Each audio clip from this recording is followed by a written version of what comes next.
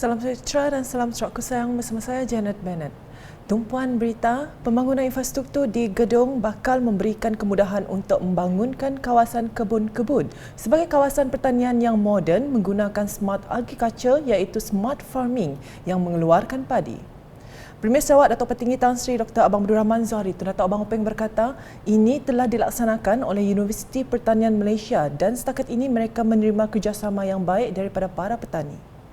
Dan apa yang perlu ialah kita akan mengubahkan sikap sedikit dari sudut menggunakan kaedah-kaedah teknologi dalam mengeluarkan beras di Lebok Punggur, iaitu beras biris. Saya telah mengarahkan pihak Universiti Pertanian bukan saja untuk menggandakan keluaran padi dalam masa 18 bulan 3 tuai, bermakna 3 harvest. Ia akan menambahkan yield beras tersebut. Beliau berkata demikian dalam sidang media sempena program lawatan kerja beliau ke daerah Gedong di tapak projek di Jalan Lubuk Teranggas ke Kampung Gedong dan tapak projek mini Ismus Gedong pada Sabtu. Jelasnya lagi, Sarawak boleh mengeluarkan tepung beras biris yang boleh digunakan untuk membuat biskut. Ini adalah teknologi baru dan kita telah mengenal pasti kawasan lab, iaitu field lab lebih kurang 30 ekar di Lubuk Punggur.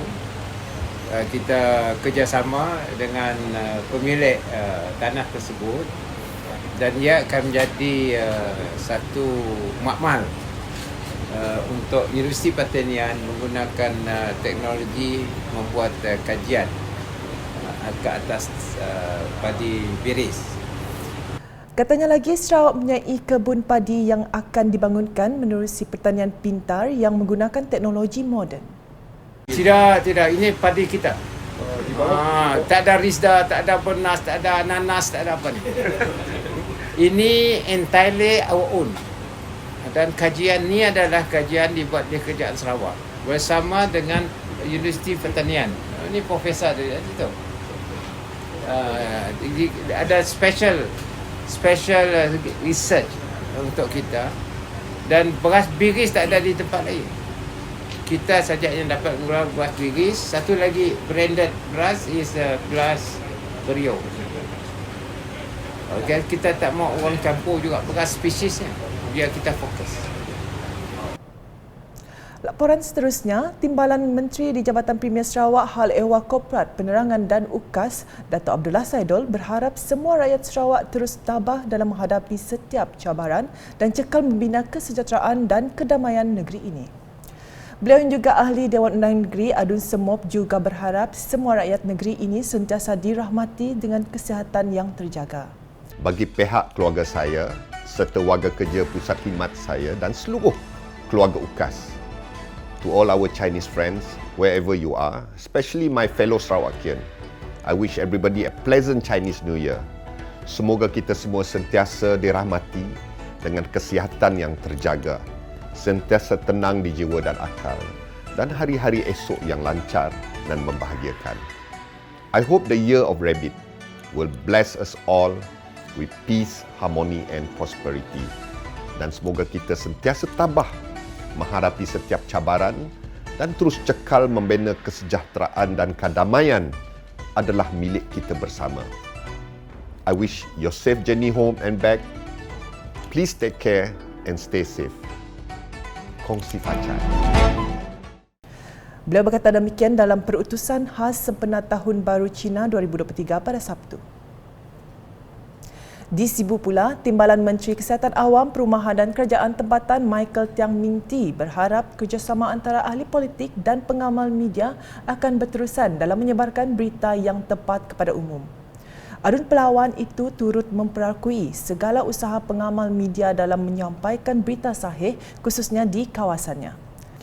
Dalam hal ini, beliau sangat berterima kasih atas usaha dan kerja keras para pengamal media dalam melaporkan berita di media arus perdana dan kerana mengemukakan laporan berita yang tepat mengenai semua aktiviti, program dan rancangan serta atas inisiatif beliau. Beliau juga berikrar akan bekerja keras dalam usahanya memastikan semua manifestonya pada pilihan raya negeri lalu dapat ditunaikan. Malah beliau juga bersedia memberikan sepenuh tumpuan untuk berkhidmat kepada rakyat dan melancarkan beberapa inisiatif dan program kerana tidak ada pilihan raya pada tahun ini. Beliau berucap demikian pada Media Night Cum New Year Gathering YB Michael Tiang di Joy Star Garden Restaurant baru-baru ini. Sementara itu, seramai 10 golongan memerlukan menerima sumbangan tong sampah daripada Dewan Bandaraya Kuching Utara DBKU. Majlis penyerahan tersebut telah disempurnakan oleh Adun Satok Datuk Ibrahim Baki di Pekarangan Surau Daro Kara, Jalan Patingan di Kuching pada Sabtu. Terdahulu pada sebelah pagi, Datuk Ibrahim dan Datuk Bandar Kuching Utara Datuk Junaidi Ridwan hadir dalam program Inclusivity bersama komuniti Kampung Temeda. Program bermula jam 7 pagi itu merupakan usaha untuk mewujudkan budaya bergotong royong dan memupuk kecaknaan masyarakat terhadap kebersihan dan keceriaan di kawasan persekitaran. Program tersebut dimulakan dengan aktiviti menanam pokok sebagai simbolik perasmian.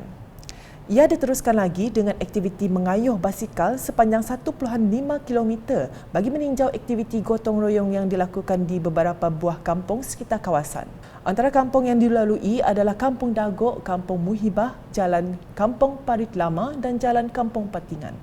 Program diakhiri dengan jamuan pagi di kawasan Surau Darul Kara.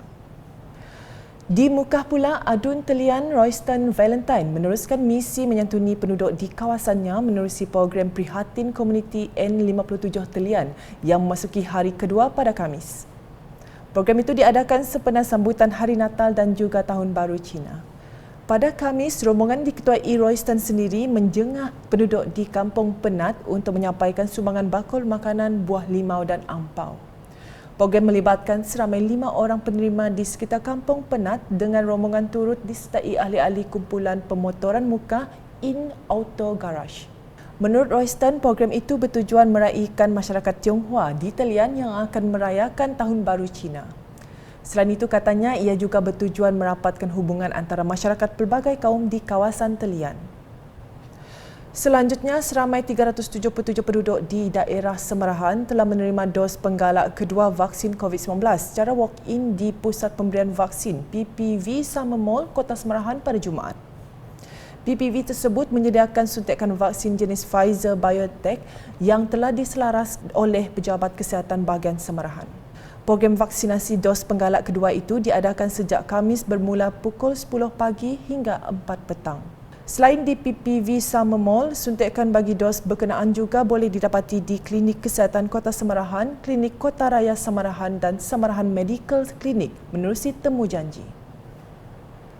Sekian edisi tengah hari bersama saya, Janet Bennett. Berita lebih lanjut boleh didapati di semua platform media sosial UKAS termasuk portal ukas.sarawak.gov.my dan UKAS channel di YouTube.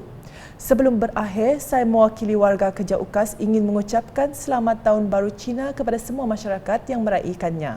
Semoga kedatangan Tahun Arnab akan memberi kita semua kekuatan dalam menempuhi apa juga dugaan demi mencapai impian untuk kehidupan yang lebih baik dan berjaya.